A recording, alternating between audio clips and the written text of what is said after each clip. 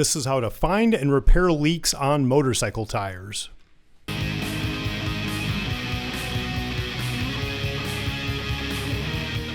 The back tire on the Aprilias had a slow leak. You can see here that I'd set it at 38 and it's already down to 18.5 after one day and a short ride. The first thing we need to do is find the actual leak. So what I'm going to use is water and just a regular degreaser dish soap that'll form bubbles when air goes through it.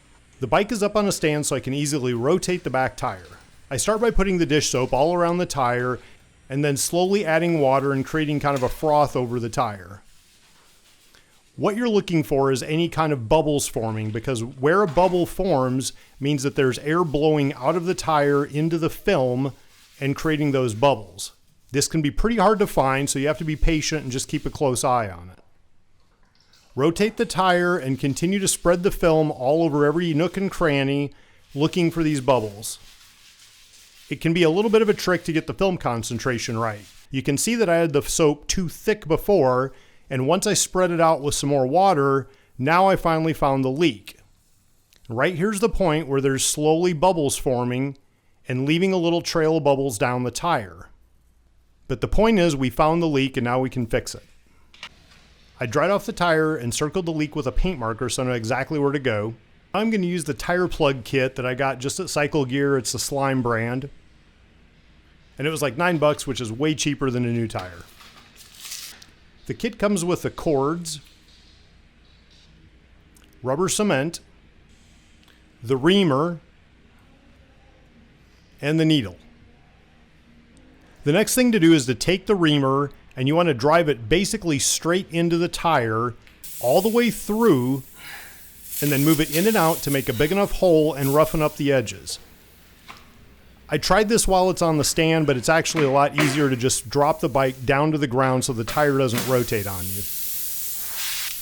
Once you've reamed out the hole, grab the first cord. They're going to be kind of sticky, but you just have to peel it off of the backing. Once that's off, squish one end and start threading it through the needle so it's exactly halfway through. Now cover the cord with the rubber cement included with the kit. Then shove it straight into the hole, and it's just going to take some force, and you might want to actually put it down on the ground, it'll be easier. And eventually you feel it go through the rubber, and you want the cord to go about 2/3 of the way into the tire.